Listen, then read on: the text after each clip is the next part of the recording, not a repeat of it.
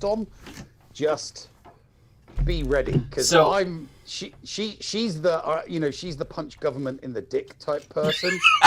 you know yeah the dichotomy between the two of us is the dichotomy between the two of us is she's anti-state for everything, where I am just I'm maybe anti-government, but I approach things from a pro-alternative solution perspective. I have to say, Nev, we're live. Right, okay. And I think the first thing that our listeners heard was punch government in the dick. Yeah, in the knee. Government in the dick. So welcome. Devil, and she's just sent me a message. But more important, I've got more important things like Fleet Arena. But yeah, keep talking. Welcome, ladies and gentlemen. Today, I am with two of the most wonderful men that I know. To my immediate left or your right, I don't know exactly how this is streaming. I have Paul. Are we on Twitch or YouTube? We're on both. YouTube. Oh. Just to bother Nev. I've got Paul Anthony. No, you know how much it bothers me when you dual stream. I know you do. It does. One day I'll figure out how to actually get it to not suck. But to quote Aragon from Lord of the Rings, that day is not today. But to quote Aragon. So, and immediately beneath me, I have in his favorite position, the Nev. Welcome, gentlemen. That's all right. You know, I get you back when I bring you on our channel. I always make you my bottom bitch. What's funny is enjoy it while it lasts. You get me back on my own channel, man. It's not. Hey, if you make yourself my bottom bitch on your own channel when we're just doing like you and me, when you're doing your Mike Zero stuff, that's a you problem. That's not a me problem. That's a you problem. That's a valid point. I do love that I've become the Mike Zero of Star Wars Galaxy of Heroes. It makes me happy. You love it.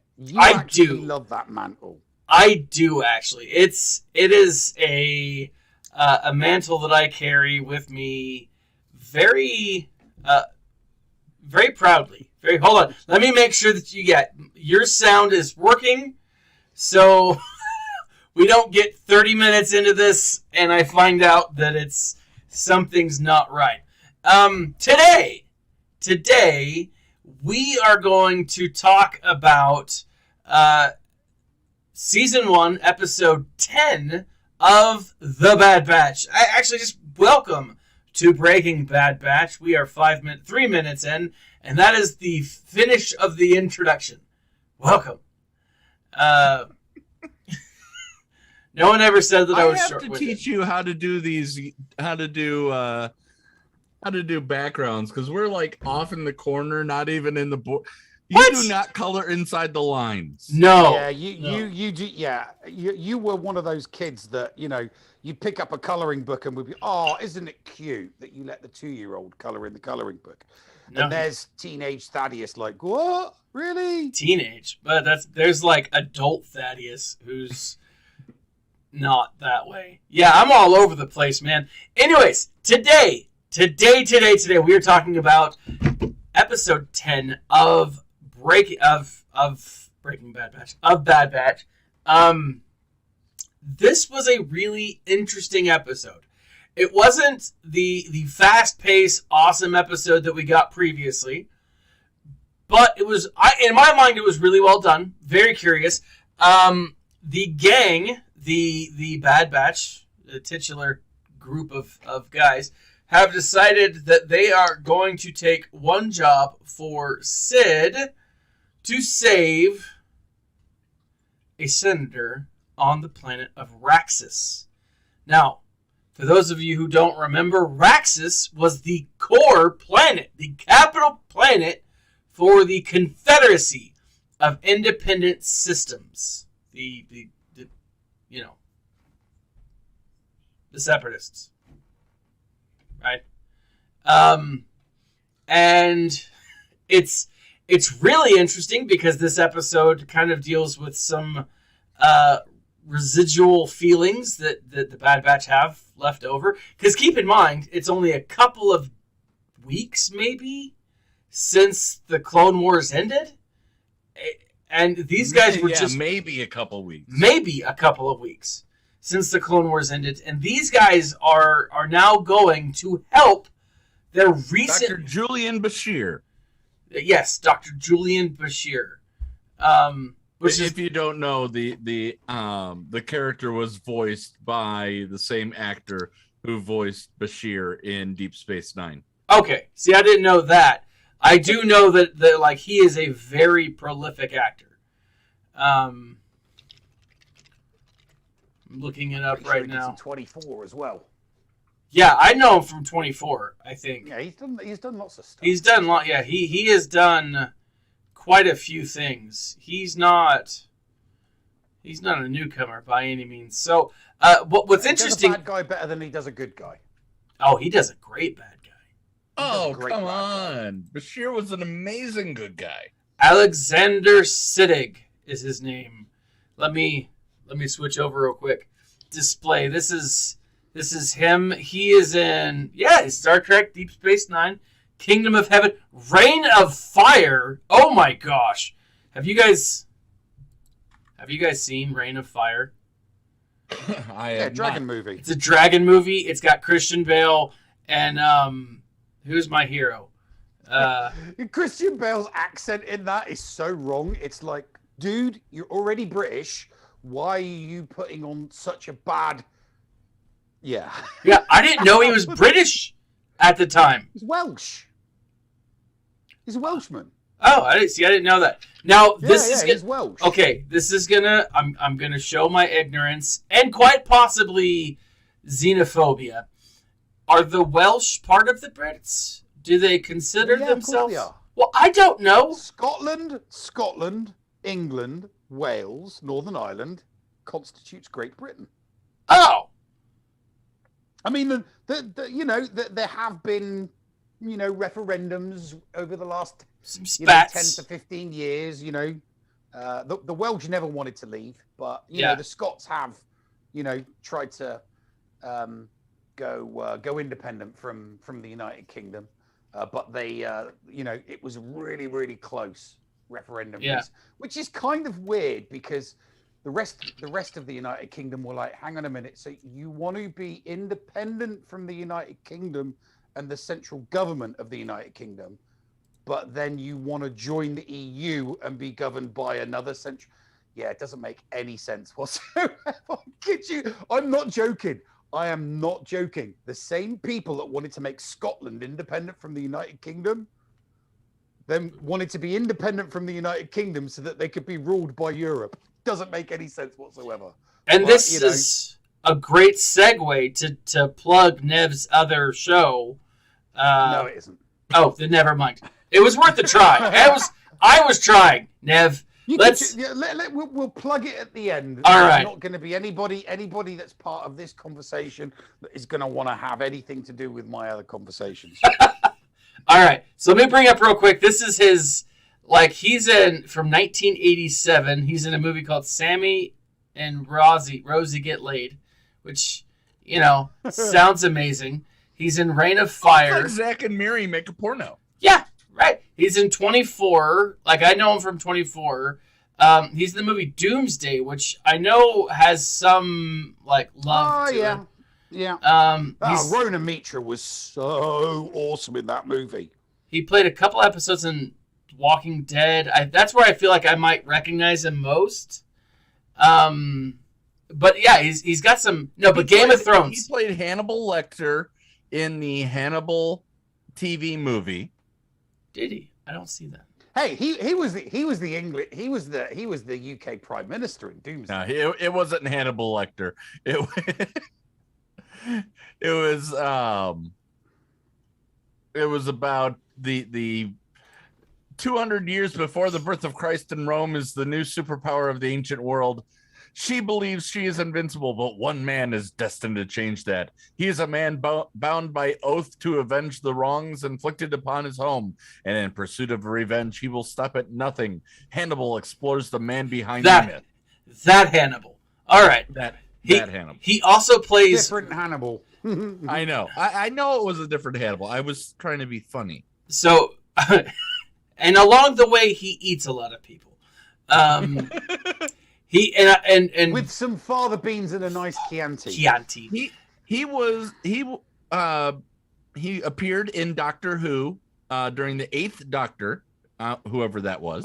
Oh God, there's all British actors at some point in their career end up on Doctor Who. It's a small island. Every single British actor ends up at some point on Doctor Who. That's like fail. If Texas were a country. Here's the fun one. It's like Days of Our Lives over here in the US. It's like everyone gets their start on Days of Our Lives. Everyone. Hey man, I love Days of Our Lives. Great soap opera. Great soap opera. So he played Raj Al Ghul. That's what I was about to say. Yeah. Now, do you guys say Raz Al Ghul, Raish? Raz Al Ghul. I know a guy who calls him Raish Al Ghul. I'm like, no, it is Raz Al Ghul. It's like somebody being pretentious and saying anime, like the Star Wars anime. Thing. Yeah, it's anime, not anime. Anime, yeah. Seriously, Raish Al Ghul, Raz Al Ghul, Raz Al Ghul. Raz. Sorry, dad noises.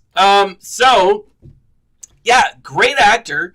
But he is the voice of, I don't even remember what he is now. He's the voice of the senator, Avi Singh. Now I looked up this guy, this senator, who, like, the look of him. I mean, I liked this episode. I have no complaints with the way that they design these characters. But, like, I loved this episode. This senator's clothing was so weird to me. Like, it was just odd. I don't know. It felt like he was a train conductor. I mean, it just felt, I don't know. Like, it was cool. It was cool. I liked it because it was unique. It was different. I will say one thing that I do like, that I have been enjoying about the Bad Batch, is the way that they are continuing to world build. And while we did get some stuff from Raxus Prime in the Clone Wars, I think there were 2 episodes in the Clone Wars on the set on Raxus Prime. It's cool to see the different vibes, right? And so I know that it's weird to say this, but like the clothing style of the senator, I thought was pretty cool, to be honest. So the episode is all about this senator who is set to bow before the Empire, and then has a change of heart, and then his droid is like, oh, my master needs some love and some help, so I'll call this Trandoshan lady who I know, and she'll give me some help, right? In walks the Bad Batch, and, you know, chaos and hilarity ensue, and Avi Singh is rescued. You're missing so much from this episode. No, I mean that's this episode. I only watched it once, but like that is a summation. That is the beginning of this episode was just incredible. Okay, I mean, come on, seriously? Walk me through it, Nev. Realize how good it was? Walk me through it. Well, I mean, you've got the dialogue between the female Empire officer and the character who was obviously the leader of the planet. Yeah, was like Avi Singh. Avi Singh. Avi Singh. We just want you to say this. We just want you to say this, and as long as you say this, everything will be fine. Everything will be smelling of roses. Nothing bad will happen. Just say what we want you to say. And he doesn't. That's it. I mean, it's the epitome of the Empire. It's, hey, nothing bad, absolutely nothing bad whatsoever is going to happen to you. You, the person at the top, the person in the leadership role. Nothing's going to happen to you as long as you say what we want you to say. We want you to parrot what we believe to your population. I mean, don't worry. Yeah, sure, some of your population are probably going to get treated horrendously and they're going to get treated bad. And, they're going to get shat on left, right, and center. But you and your people at the top, as long as you say what we want you to say, nothing's going to happen to you. It's like, it really, really is the beginning. That's what we typically saw from the Empire. Yeah. Years from now. So the beginning of this episode is really showing everybody that's watching this episode just what the Empire turns out to be. Are you having fun with your star wipes? Yes. A bunch of complete and utter assholes. Yes. Authoritarian assholes. Say what we want you to say, and, nothing will change for you. Your life will go on as if nothing has changed. Your people are going to get fucked. Your population's getting screwed over. But you guys at the top, you guys in power, nothing's going to happen to you. You're going to live your life as if it was nothing's ever happened. It's just a little guy that's going to get screwed over. Which is the way the Empire ruled. The people at the top are the ones that are safe as long as they parrot what the Empire says, and everybody underneath gets completely and utterly screwed over. And I think this is the first time that they've really, really showed the separation, how things are gonna be under empirical rule, under the Galactic Empire, whereas it was completely and utterly different when it was the Galactic Republic. Oh yeah. Yeah. This episode shows 100% that absolute dichotomy between the Galactic Republic and the Empire, the Galactic Empire. That's why I really, really enjoyed this. This is like, it's almost like a turning point episode. That's how it was before. This is how it is now. Yeah. And, story and narrative goes on from it, Yeah. Because you just know what's going to happen. They were separatists. Now they're going to become part of the rebellion. Oh, absolutely. Absolutely. So that's one of the reasons why I really, really loved this episode, because right at the start, it's like, boom, right off from, straight off from the bat, Empire bad, everybody else good, whether they were separatist, whether they were Galactic Republic, it doesn't matter. The big bad has laid down the law and said, this is who we are. This is how we're going to rule. This is how things are going to get done. And if you don't get in line, you're out. You're out. Your ass, Sonny Jim. Yeah. Now, again, like that is something that I think was cool about this episode, is the deeper meaning behind a lot of these things. Yeah, I was skimming over it simply because, I wanted to give a synopsis of the episode. But you're right. Like, keep in mind that this isn't just any planet. This is the supreme planet. This is Raxus Prime, right? This is the one where the Confederacy decided, hey, this is where all of those people who want to get out, this is where they go to, what do you call that? This is where they're done, all of that. And so I think it's fascinating that the Empire decided, hey, let's go to the capital of the Confederacy, occupy them, and say, you know what, you're done, and expect them to kind of bend over and take it. Right. I mean, it's carrot and stick, isn't it? Yeah. here's a carrot, but we're holding a stick in the other hand. Yeah. So you can take the carrot, or we're gonna beat you over the head with a stick. You know. Exactly. Like, and one of the things that I thought was take the knee. That's what it is. Yeah. It's take the knee. Bend the knee, or bend the knee, and all will be well. Don't bend the knee, and you're gonna find out pretty soon what happens. Yeah. Exactly. And so, like, this I thought was a good episode. I didn't think it was like an over the top amazing episode, but I again, like I said, I liked this for what it means for the greater universe, right? Now what happened? I don't know what happened. What I do? There I am. What did you do? I was playing with my star wipes and I took off a screen of something. So star wipes. I know. Well, it's not a star wipe. It's a fade wipe. Stop playing with your toys. No, says my fidget spinner. So it's actually my daughter's that I never gave back to her, and I just, anyways.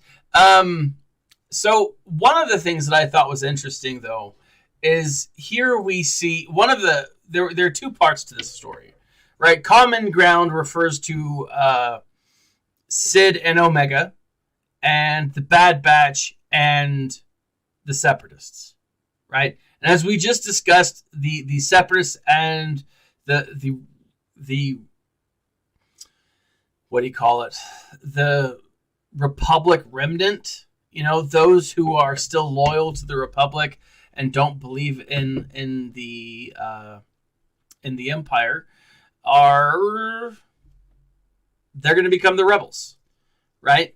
I was watching something earlier today that talked about how, and that pointed out that on their flight to Raxus, Echo was very much opposed to it because he was very much, you know what? I still fight for the Republic. He had that same feeling, that same vibe that Rex had, even though the Republic's changed, it's still the war. And it's still the same war that I've been fighting. It's just the lines have been redrawn a little bit. So it makes me wonder if Echo will stay with the Bad Batch. Right? Oh, great. Then they're going to take him away in the in the game we play. That's true. But they won't. They won't do that. Too much money is connected to that. But the reason I say that is because will Echo stay with the Bad Batch or will he join Rex? Now, the rumors for the end of this season, without giving away any action... Six more episodes. 16 episodes. The rumors are that the season finale will be emotional. Right? We don't know how or when or what. That doesn't give us anything really to work on. But that it will be an emotional episode or season finale. Luke Skywalker's going to come and take Omega away. Yes. Yes. No, and I still think it's going to be Bail. I still think Bail Organa's going to be in there somewhere. I think, like I said a few episodes ago, that's the way I see things going. She's going to be spirited away to somewhere so that she'll be safe. So here's the thing. If Nev is right again, he will probably be insufferable until the next season. Oh, God, I'm going to be insufferable. That's if he's right, you're saying. Even if he's not right, he might be. I deal with this guy every single week on Friday nights. Even if he's not right, he probably will be. So no, I won't. If I'm not right, then I just kind of like keep quiet and say nothing and hope that no one's like, "Hey, Nev, you Nevtradamus predicted this, and this. Why hasn't it happened yet?" And I'll be like, "Because it hasn't happened yet." Because it hasn't happened yet. It's not right in the timeline. So here's one of the things though that was I really liked the back and forth between Sid and Omega in this episode. And one of the things that it's got me thinking, Omega is this, or not Omega. Sid is. I was gonna say Omega is this hardened criminal mastermind. Sid is a hardened criminal mastermind. Omega's a kid, right? And she's mopey and she's weird and she's young and awkward. But one of the things that I loved about this episode is that it showed a different side of Omega and a different side of Sid, or a broader side. Different side of Sid at all. Sure, it did. Yeah, it was the same. It was the same. What? Same so a different. No. She's a child. Oh, do you fancy gambling a little? She's encouraging a child to gamble. That was Sid all over. That wasn't a different side of Sid. That was exactly what Sid's about. The money. Trying to use any angle that she can. To make money and manipulating. So this poor child into playing. Granted, it's not Amiga's money, and I totally get that. She was being staked, but encouraging Omega to gamble. So it's you can pay off. You can help your comrades by helping pay off their debt by doing this. And I'm like, what would have happened to her if she'd lost Sid's money? She'd have been sold. She would have added it to their debt, So yeah. I don't see it as a different side to Sid. I just see it as Sid being in character. I agree, with the exception. There's a moment when at the very end of the episode, and we are kind of skipping around here, but at the very end of the episode when they all come back, Hunter is kind of pissed off, right? He's like, and rightly so. He's like, I told you to keep a low profile. And here I come back, and the whole town is kicking it at this bar, watching you play Dejarik. What's going on? He's starting to rip her a new one, and this is where Sid steps up. Hey, what does she call him? Headband. Hey, headband or sweatband or whatever. It's something hilarious. Dark and broody headband. Yeah. Like Sid was hilarious in this episode in my mind. She's like, hey. She just got you completely out of debt. She wiped away your debt. Now, one of the things that's interesting about that is now, because she wiped away their debt, they can leave. They can leave. This job is actually, they're in the black, right? Puts them in the green, yeah. Yeah, they're good to leave. They're good to go. Now, will they or won't they? I think they're going to stay around for a little bit longer. Maybe look for another job or two and kind of see where things go. But this could be the end of the Bad Batch's version of the Martell sisters story arc. Right? There's nothing keeping them here anymore. No, there's nothing keeping them there anymore. And so they're capable of just going. Yeah, but yes and no. There is no. What about the Martez? There's no need. There's no need for them to stay because their debt is clear. But in order to feed themselves and pay for fuel for the ship and live somewhere, they still need to be able to earn a living doing something in order to eat. That's true. And they're still going to need to physically do something that earns them money so that they can, maintain, a certain type of lifestyle, True. Omega's got to get her snacks, whatever popcorn is called in Star Wars.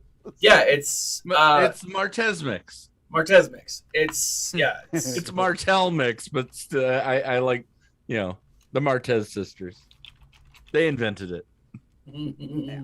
I mean, the fact that they don't need to be in that specific location, and maybe they could go and get a job doing, maybe they could get work maintenance, doing something else. Mechanical is possible, but I mean, at the end of the day, they're unless they go and join the rebellion, unless they hook back up with Rex and go off and join the rebellion, they're gonna need to maintain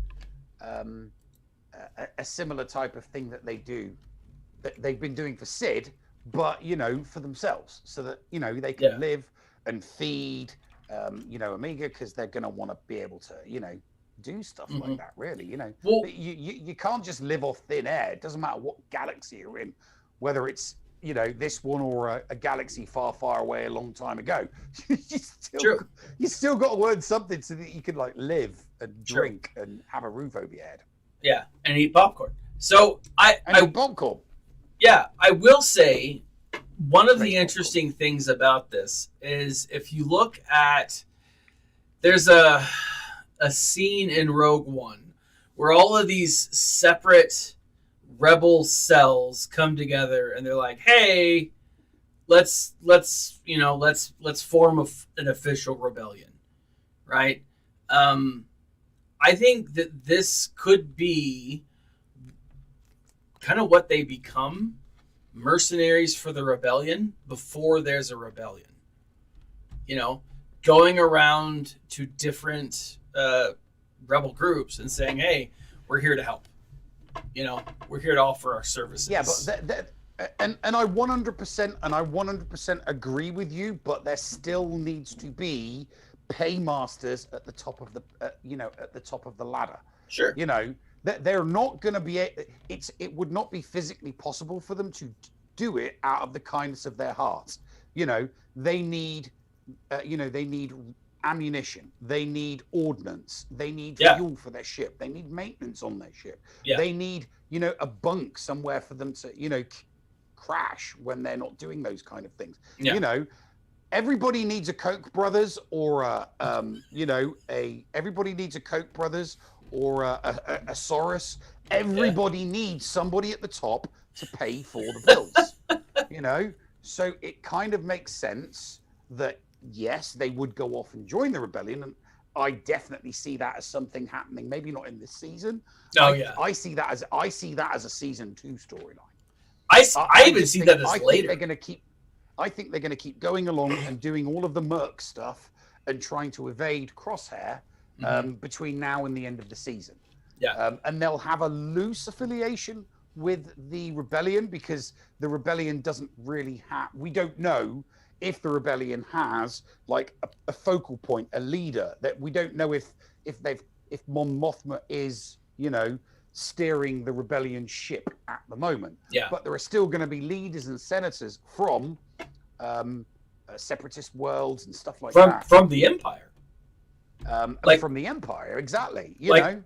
We do know that there isn't a full-on government yet, or a rebellion focal point yet. Do we see Saw Gerrera before the end of the season again? Oh, see, that's a good. I'm hoping so, but I'm betting no. I say that and watch him show up next episode. I'd be. He's definitely going to be. I mean, I would agree with you, Paul, and I would definitely agree with you that he's going to show up, but I think it's going to be we just don't know when. Yeah, he is going to be not an integral part of the show, but he's that perfect character that they can throw in to season 1 here for this mission. Season 2, it doesn't matter what season or what period of the season, he's someone that they can always throw in, because he's such a good character. We could learn more about his questionable tactics, couldn't we? Maybe he does a mission with the Bad Batch and he crosses the line, and he's like, we're fighting a rebellion here, there are no lines. Maybe he does a Cassian Andor and shoots somebody that's supposed to be on his side, without any thought of remorse. Maybe he kills Wrecker. Oh my gosh! Oh, maybe he shoots Crosshair, and they're like, we wanted to turn him back to the to the light side, and it's like, yeah, but he wasn't. He was bad when I killed him, and now he wasn't dead. Yeah. And now he's bad for good. So I mean, I definitely agree with Paul that at some point in this storyline of the Bad Batch, that Saw Gerrera will come back. But I just kind of think that Dave Filoni and Jon Favreau are probably kind of like leaving that for, maybe season 2, because I do think season 2 is going to be more of the, convincing them and their integration into the beginnings of the rebellion. Yeah.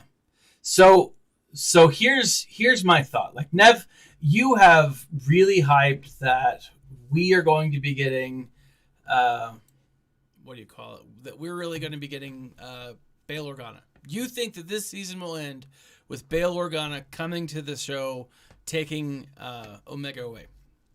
Now, well, not taking her away, but providing her with somewhere safe so that she can finish out her childhood and grow up. Yeah. Like Alderaan. Like Alderaan. Because we know that there's no place safer than Alderaan. The sunny beaches of... Oh, wait a second. No, but it's safe for now. Well, that's true. It is safe for now. Here's something that I find... My girlfriend invited me to go visit her on Alderaan. I didn't show up. She just blew up at me. She just blew up at me. Yeah. It's terrible, right? Here's the thing, okay? We know that Rex knows about the Bad Batch, right?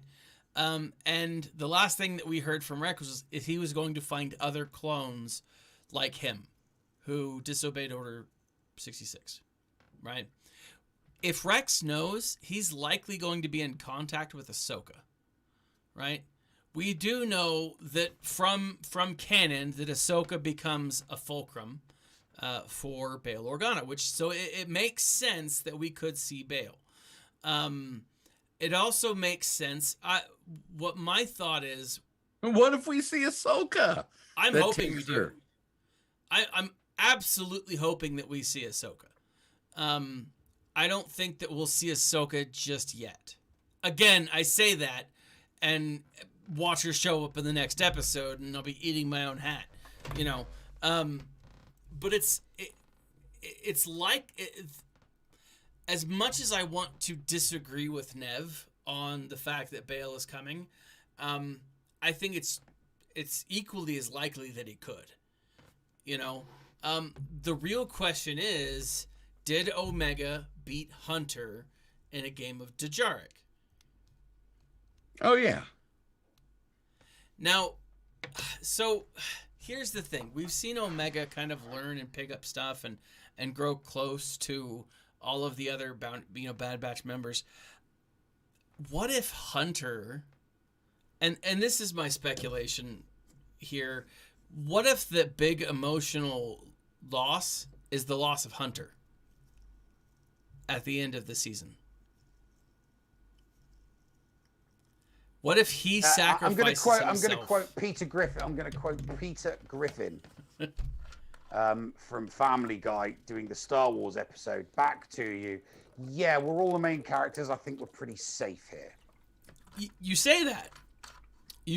But a lot of the main characters in some of the greatest shows are, we look at it as Star Wars, but this could be Game of Thrones. Well, okay, but here's the thing. He is voiced by Tamira Morrison, not or whoever does the clone voices. He's not voiced by Sean Bean, so he is totally safe. That's true.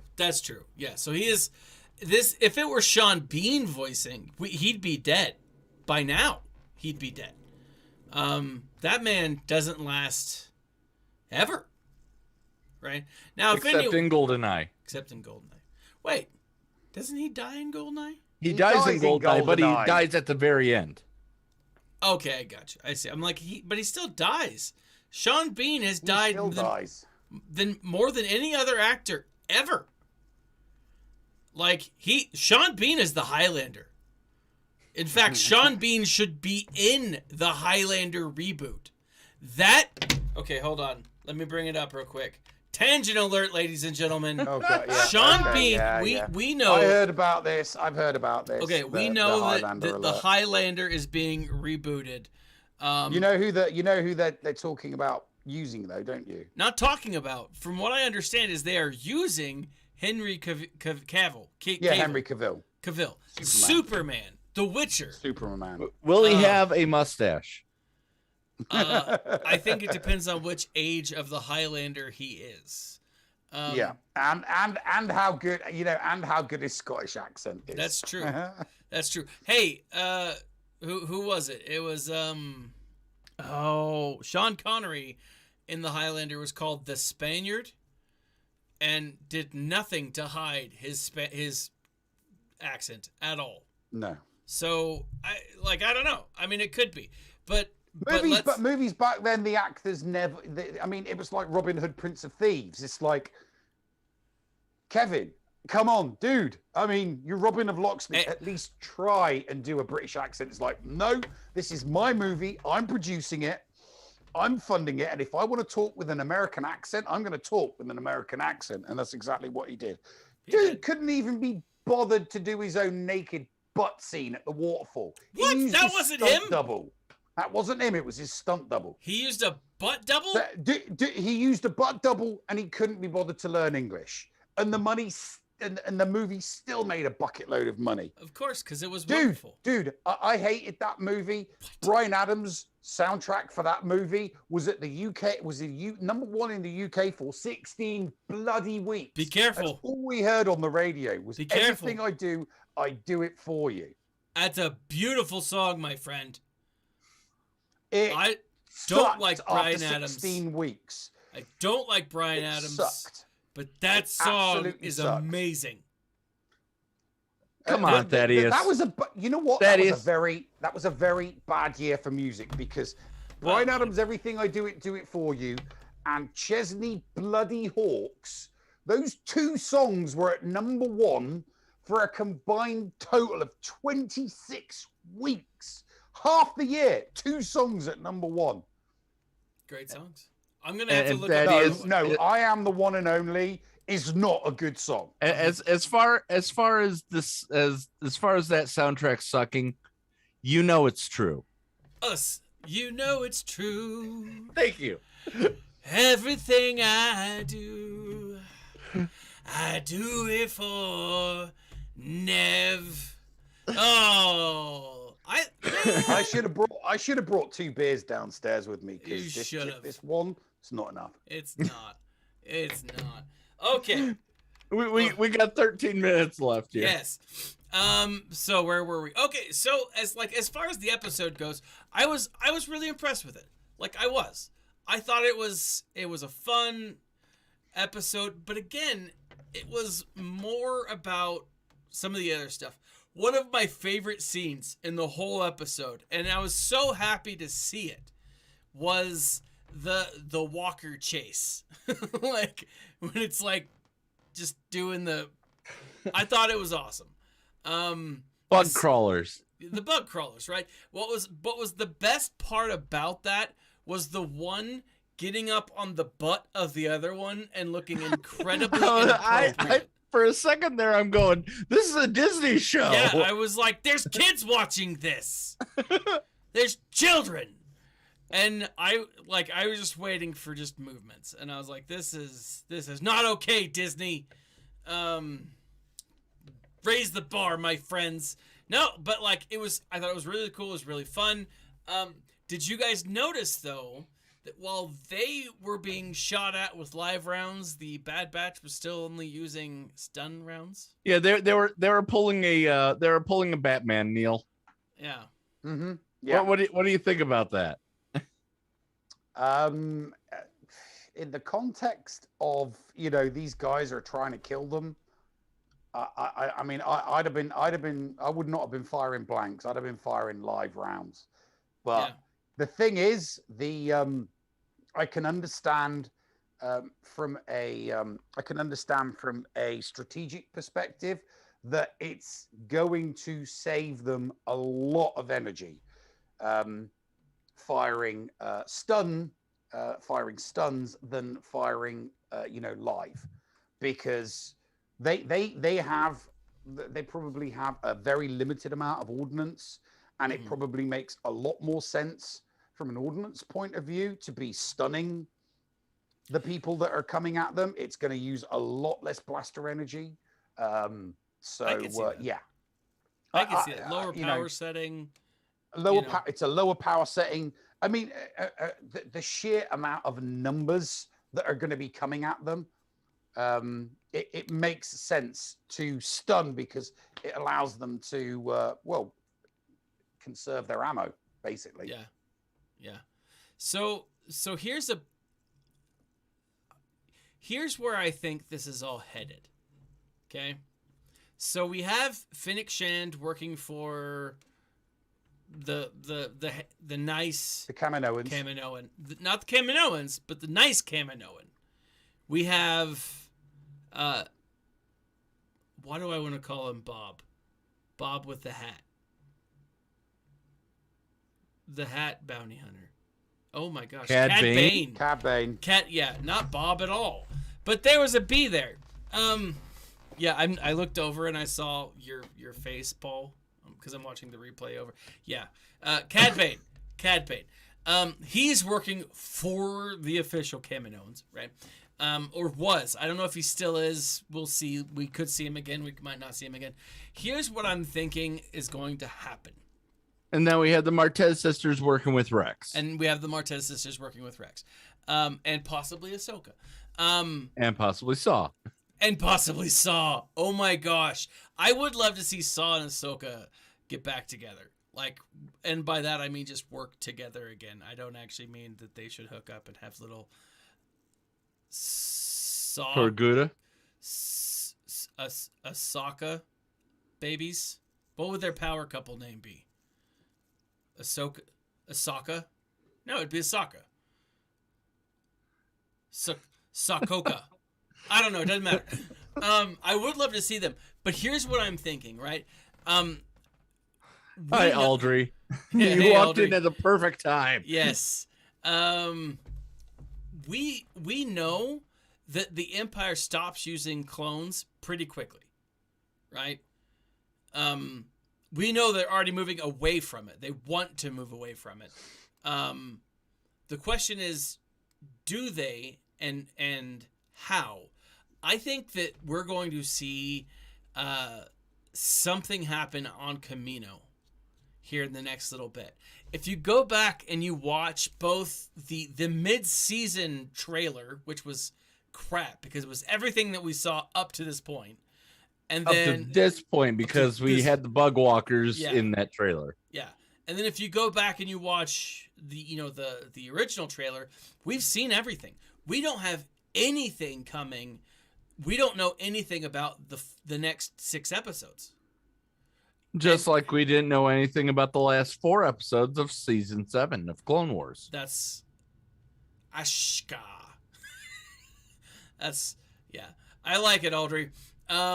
So this is what I'm thinking. I'm thinking that we're going to see the start of the end of the season in the next 2 episodes. I think we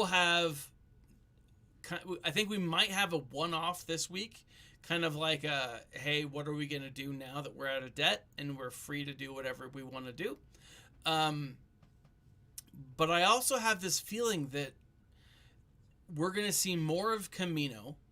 We're going to get a twist as to Omega's background, right?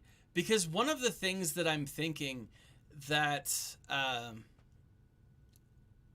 while Omega is unofficial, according to a very simple scan done by Tick. Omega's an unaltered clone, right? But we don't know if there's a different form of unaltering, right? If she's unaltered... No. We're assuming she's unaltered. That's true. She the only alteration that's obvious is that she had her Y chromosome removed. Yeah, she's gender different, right? As explained by me, way back when we did the first episode, when that's what I said she was. Yes. So just to remind you guys, again, if he keeps getting right, he will be insufferable. Will be? Damn it. He will continue to be. It is empty. So So here's what I'm thinking is Unlimited unsufferability. insufferability. I think it's possible that we could see some more deviation in the inhibitor chip and more people starting to act out, specifically from the Empire, right? I think the Empire goes in, takes over Kamino, and there's a second order, a fail-safe that Kaminoans put in to protect them against whatever, and we see kind of a clone uprising used by the Kaminoans. Then we get really, really adult because they execute Order 69. Yes. With those long necks. It's just the flexibility. Going nerdy after dark. Anyways. But I think that's where it could be going. I think that we could see the end of the Kaminoans before the season finale. Oh yeah, I think there's going to be an entire episode on Kamino. Mm-hmm. That's what I'm thinking too. I'm still thinking Crosshair is going to get saved in the finale. Do you think he'll get saved in this finale? Yes. Okay. Nev, what do you think? I stand by my original prediction. As far as Crosshair goes, is he redeemable? I said that I said that back at the beginning. We got a partial done. A partial of it done when Rex explained how to remove their chips. We got that. I was right on that one, and I will be right. They will do the exact same thing with Crosshair. They will remove. They'll remove his chip. The only question is, will he survive out the end of the season? Because I think he'll be redeemed. But there might be. So you keep saying that it's going to be it's been reported that it's going to be an emotional end, and because obviously we've seen Crosshair as the kind of like the bad guy this season, he'll probably get redeemed, and then he'll probably sacrifice himself for some noble reason. Okay. But I do think that they'll take the chip out of his head, and he'll be all, I don't remember what I did, blah blah blah blah blah. All right. So if that's I can definitely see something similar to what Paul said, an episode purely on Kaminoa, on Kamino. But I think it's going to be a case of a bit like the Jedi Purge is their last hurrah will be, you know what? Screw you guys, we're deactivating the chips in every single one of the clones across the galaxy. Try and keep control of them without Order 66. Yeah. I really could see that. I think that we're gonna get a lot more of what happened to the clones before the end of this season, right? And if that's the case, if the Kaminoans activate that failsafe, then we could see Crosshair being redeemed without having his chip removed, but having it turned off, right? Yeah, it could go along those lines. Yeah. Now, as far as Common Ground goes, episode 10, season 1, what did we all think? I'll go ahead and give my first thought. I liked it. I thought it was good. I'm gonna give it a 4.5 out of 5. I wanted a little more. I wanted it to be a little longer. I know the episodes are typical episodes, but I still want some more length to it, and so it's a little disappointing, but so I'll give it a 4.5. As far as the storytelling goes, I thought it was phenomenal. I thought it was really well done. Yeah, 4.5. When was the show finished? When was it officially finished and announced as being, as coming to our screens this year? I'm just curious. Was it last year? It feels like it. Yeah.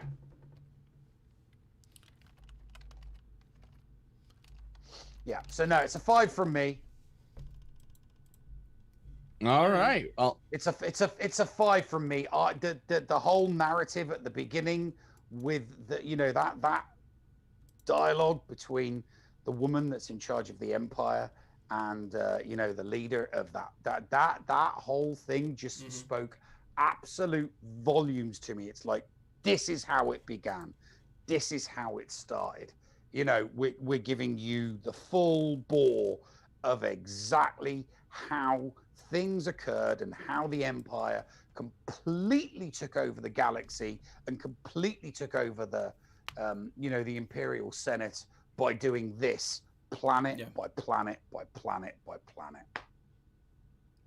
For me, I got bored. Yeah? 4. All right. I got bored by the episode. Nothing honestly wrong with it. It just didn't hook me like the other ones have. Yeah.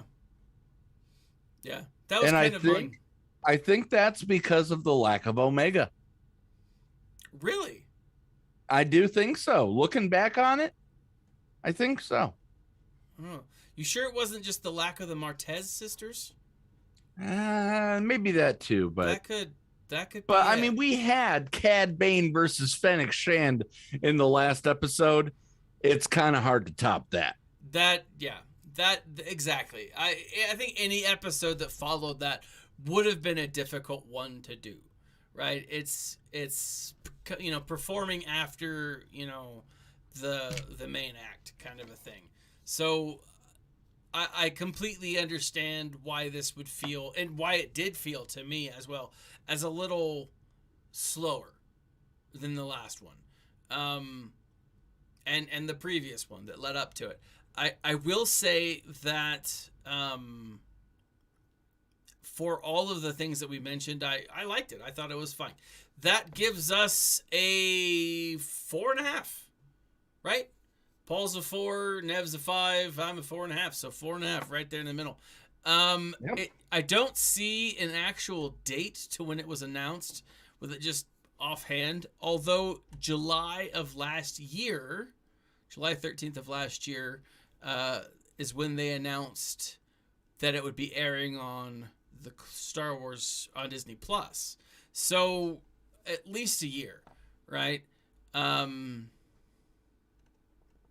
So I don't know when it was actually finished, though. So I don't know. I really don't. We do know that the audio, the soundtrack, was finished only a couple weeks ago for the entire series, or for the latter half. So I think it was probably beginning of June, end of May, that the composer, whatever you call him. Yeah, well, I mean, I'm sure he conducts as well. Conductor's live, composer is. Yeah, I mean, I'm sure he conducts as well. But like he said, that's when he said, I just finished the second half of, and it's going to be a heartfelt one. So, anyways, Paul, Nev, what do you guys have going this week? Well, over on GAC. Definitely got Neil's GAC coming up. Once again, it's a day early. Oh, again? Yeah.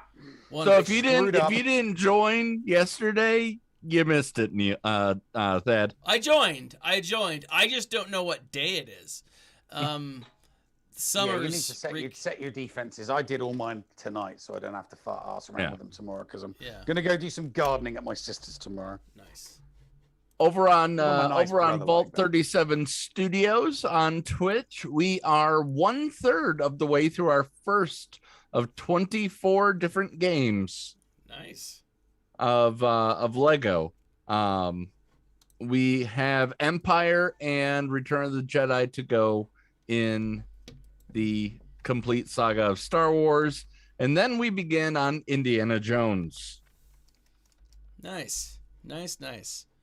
And that is at Vault 37 Studios. Vault 37 Studios on Twitch. Yeah. Following now. 33 followers. Yes, we're on our way there. You're on your way, Nev. And yep, I just saw it came in. Thank you. You're welcome, Nev. You have GAC going. What? Yeah. Tell us more about that. Well, it's I don't know. It's kind of. I'm not really inspired by my group this week. I'm very, very worried, actually, to be perfectly honest with you. There are 5, count them, 5 auto deployers in my group of 8. Oh, which wow. Sucks. The roster. How do you know this already? Just looking at because I've been checking the history on them. There is one person in my group that has a 450k lifetime. Everybody else is under 400,000. 3 of them are under 200,000. nice. And it's annoying because the matchmaking did a really good job. So just like first week of 3v3, very, very even match. You know, we're all within like 100, 200,000 GP of each other.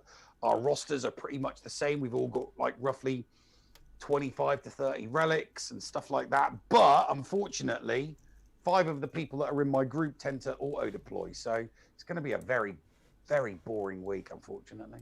Oh. Hey, On my main, that is. if anyway. you But have auto GL, deploys, so... at least you win. Yeah. Yeah, but you know, I'm trying to, you know, get past Calvin Awesome.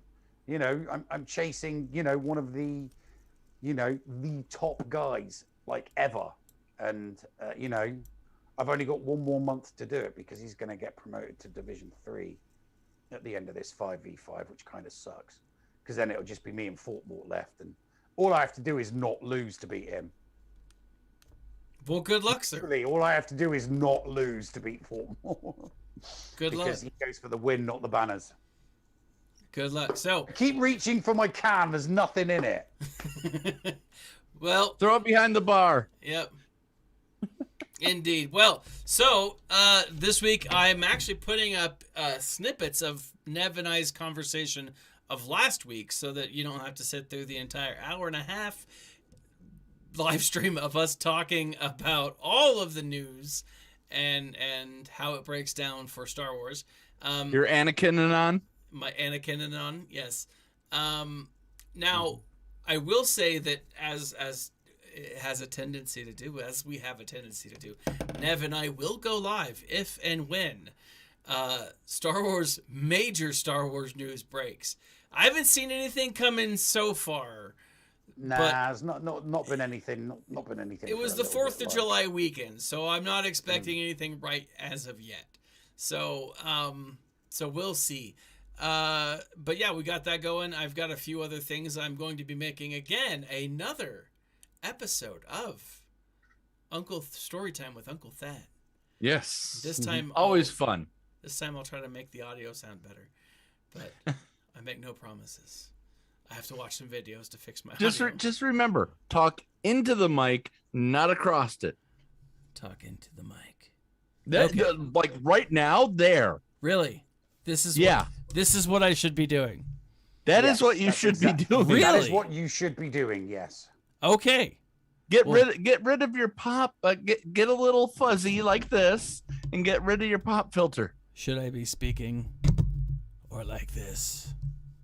But I like the pop filter. Nobody uses the pop filter. You were born into the darkness. I was merely born in it.